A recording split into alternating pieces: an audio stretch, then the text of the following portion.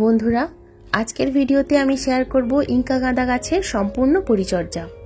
November মাসের মাঝামাঝি সময় থেকে এবং ডিসেম্বর মাসের মাঝামাঝি সময় পর্যন্ত, অর্থাৎ যতদিন পর্যন্ত না গাঁদা গাছে ফুল আসছে ততদিন পর্যন্ত আমরা এই গাছে কি খাবার দেব, কি পেস্টিসাইড দেব, কি অনুখাদ্য ব্যবহার করলে এক মাসের মধ্যে গাছ হবে ঝোপালো এবং শীতে প্রচুর পরিমাণে গাছে ফুল ফুটবে।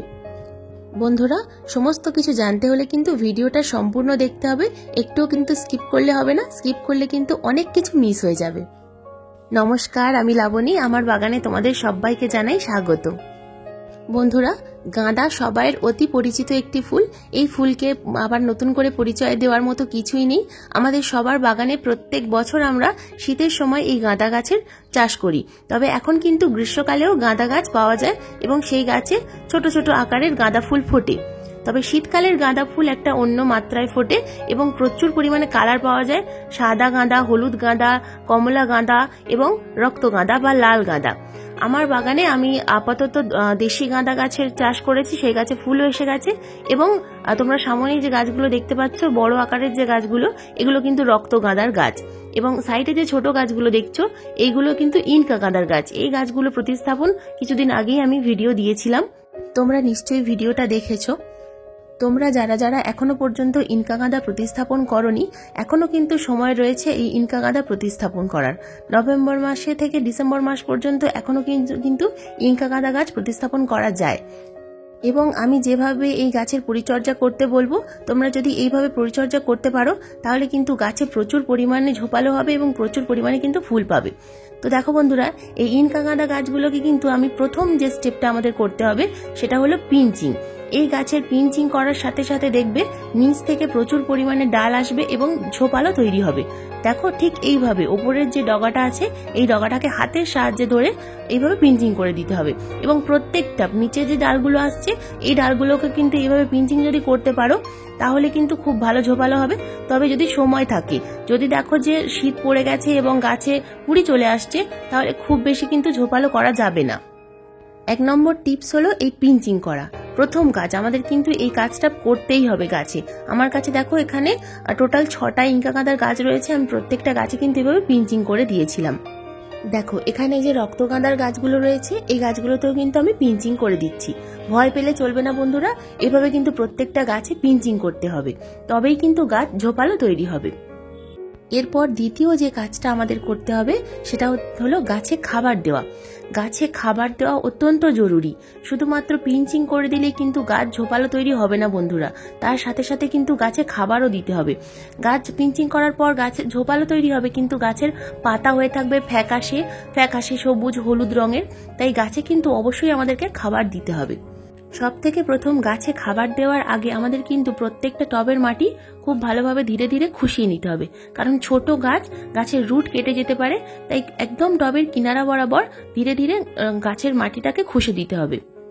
মাটি যদি জমাট বেঁধে থাকে তাহলে কিন্তু গাছের শিকড় খাবার কখনোই গ্রহণ করতে পারবে না এবং অক্সিজেনও গ্রহণ করতে পারবে না, ফলে গাছের কিন্তু বৃদ্ধি হবে না। বন্ধুরা, ডিসেম্বর মাসের মাঝামাঝি সময় পর্যন্ত কিন্তু আমি গাছে 4 রকম খাবার ব্যবহার করব। প্রত্যেক সপ্তাহে এক রকম করে খাবার। বন্ধুরা, প্রথম সপ্তাহতেই আমি যে খাবারটা এখানে ব্যবহার করব সেটা হলো ডিএপি, অর্থাৎ ডাই অ্যামোনিয়াম ফসফেট। এটা কিন্তু কালো দানা এবং সাদা দানা 2 রকমের হয়।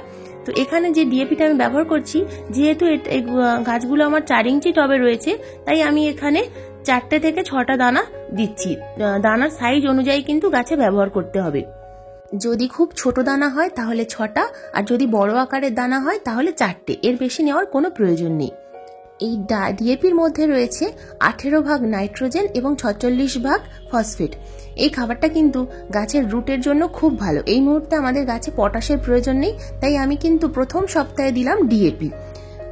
এই খাবারটা ব্যবহার করার ফলে কিন্তু এই 1 সপ্তাহের মধ্যেই তোমরা লক্ষ্য করবে যে গাছে কতটা পরিমাণ ঝোপালো হয়েছে এবং গাছের পাতাগুলো একদম সবুজ, গাঢ় সবুজ বর্ণের ধারণ করবে। তো দেখো বন্ধুরা, আমি কিন্তু আমার প্রত্যেকটা টবে অল্প অল্প করে দিয়ে দিলাম। এরপর আসি দ্বিতীয় সপ্তাহে যে খাবারটা আমি এখানে ব্যবহার করব। এই খাবারটাকে কি তোমরা চিনতে পারছো বন্ধুরা? এটা হলো শুকনো গোবরের টুকরো, অর্থাৎ যেটাকে আমাদের গ্রাম বাংলায় বলা হয় ঘুঁটে। তো এখানে আমি 1 লিটার জল নিয়েছি। এই 1 লিটার জলের মধ্যে আমি এখানে এই ঘুঁটোটাকে 4 টুকরো করে ভিজিয়ে দেব।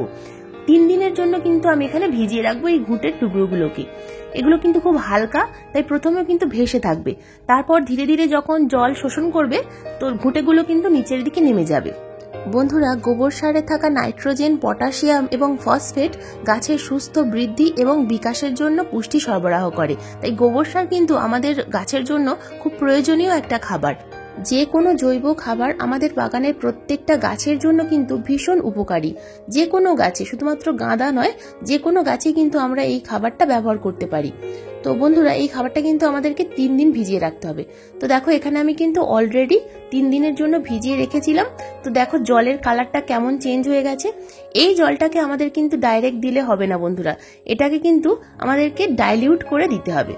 তো দেখো এই গোবর সারগুলো কিন্তু, ঘুঁটেগুলো নিচে ডুবে গেছে। দেখো এখন কিন্তু ভেসে রয়েছে। এই মুহূর্তে যেটা ভেজালাম, কিন্তু যেগুলো ভিজিয়ে রেখেছি তো সেগুলো 3 দিনের মধ্যে জলের নিচে চলে গেছে এবং এই গোবর সারের যে পুষ্টি রয়েছে জলের মধ্যে মিশে গেছে। তো দেখো এখানে আমি 500 ml জল নিয়েছি, সাধারণ জল, তার সাথে আরো 500 ml আমি এই গোবর ঘুঁটে ভেজানো জলটা ঢেলে দিলাম। তো এবার ভালোভাবে মিশিয়ে নিয়ে গাছে সামান্য পরিমাণ করে কিন্তু ব্যবহার করতে হবে। তো কিভাবে ব্যবহার করব সেটাই এবার দেখে নেওয়া যাক। যেহেতু ছোট গাছ, তাই কিন্তু সবসময় পরিমাণে অল্প নিতে হবে। তো দেখো বন্ধুরা, এখানে একটা আমি প্লাস্টিকের গ্লাস নিয়েছি। ছোট ছোট যে প্লাস্টিকের গ্লাস হয় অনুষ্ঠান বাড়ির যে খাবার জলের গ্লাস, সেই গ্লাসের মধ্যে আমি অর্ধেক গ্লাস পরিমাণ নিয়েছি এবং এখানে অর্ধেক গ্লাস পরিমাণ এই ছোট্ট 4 ইঞ্চি টবের মধ্যে আমি দিয়ে দিলাম। এটা কিন্তু দ্বিতীয় সপ্তাহের খাবার বন্ধুরা। এক সপ্তাহে দেবে ডিএপি এবং দ্বিতীয় সপ্তাহে দেবে এই গোবর সার বা ঘুঁটে ভেজানো জল। তো দেখো পরের টবেও কিন্তু এইভাবে আমি অর্ধেক গ্লাস পরিমাণ ঢেলে দিলাম। এভাবে প্রত্যেকটা টবে কিন্তু এই খাবারটা আমাদেরকে দিতে হবে। প্রত্যেকটা গাঁদা গাছ, বাড়িতে যে সমস্ত গাঁদা গাছ রয়েছে সব গাছেই কিন্তু এই খাবারটা আমি দিয়ে দেবো পরের সপ্তাহে। এবার দেখো বন্ধুরা, তৃতীয় সপ্তাহে যে খাবারটা আমাদেরকে দিতে হবে সেটা হলো সরিষার খোল ভেজানো জল। এগুলো দেখে চিনতে পারছো বন্ধুরা, এগুলো হলো ডেলা খোল। এটা কিন্তু গুঁড়ো খোল নয়। এই সরিষার ডেলা খোল আমরা কিন্তু এখানে 1 লিটার জলের মধ্যে এরকম একটা ছোট্ট টুকরো ভিজিয়ে দেবো। 1 লিটার জলের জন্য এইটুকুই সরিষার খোল কিন্তু যথেষ্ট। তোমরা এখানে চাইলে গুঁড়ো খোল ব্যবহার করতে পারো, তবে গুঁড়ো খোলের মধ্যে কিন্তু অনেক সময় বালি মেশানো থাকে, তাই গুঁড়ো খোলটা যতটা পারবে অ্যাভয়েড করার চেষ্টা করবে। এরকম চটি খোল নিয়ে জলের মধ্যে দিয়ে কিন্তু ভিজিয়ে রাখবে অন্তত 3 দিনের জন্য। 3 দিন ভিজিয়ে রাখার পর এই 1 লিটার জলের মধ্যে আরো 5 লিটার জল মিশিয়ে আমরা কিন্তু গাছে ওই প্লাস্টিকের গ্লাসের হাফ গ্লাস পরিমাণ করে প্রত্যেকটা গাছে দিয়ে দেব। এরপর বলবো চতুর্থ সপ্তাহে আমরা কি গাছে খাবার দেব। আমার হাতে যে খাবারটা তোমরা দেখতে পাচ্ছ বন্ধুরা, এটা হলো 10-26-26 এনপিকে 10-26-26। এর মধ্যে রয়েছে 10 ভাগ নাইট্রোজেন, 26 ভাগ ফসফেট এবং 26 ভাগ পটাশিয়াম। আমাদের কিন্তু গাছে এবার শেষের দিকে যখন হয়ে আসবে তখন কিন্তু গাছে কুঁড়ি আসার সময় হয়ে যাবে, তখন কিন্তু আমাদের গাছে পটাশিয়ামের ভীষণ প্রয়োজন।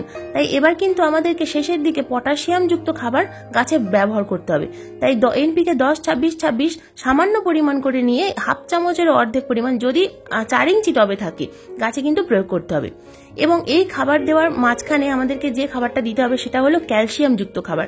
আমি এখানে দেখো বন্ধুরা সামান্য পরিমাণ করে ডিমের খোসার গুঁড়ো এখানে ব্যবহার করছি। তোমরা চাইলে সামান্য পরিমাণ চকের গুঁড়ো দিতে পারো অথবা সামান্য পরিমাণ চুনও ব্যবহার করতে পারো। তবে ডিমের খোসাটা যেহেতু জৈব একটা খাবার, তাই এটা কিন্তু খুব ভালো উপাদান। এগুলো তো গেল খাবারের কথা। এবার আসি আমরা গাছে কি অনুখাদ্য প্রয়োগ করব। আমার হাতে যে অনুখাদ্যটা তোমরা দেখতে পাচ্ছ বন্ধুরা, এটা হলো বায়োভিটা এক্স, একটা সিউইড এক্সট্রাক্ট।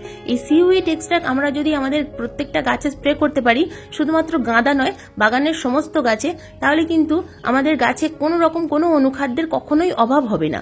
এটা আমরা 1 লিটার জলে যদি 2 ml নিয়ে গাছে স্প্রে করতে পারি তাহলে কিন্তু গাছ সবুজ থাকবে এবং গাছের গ্রোথ খুব ভালো হবে।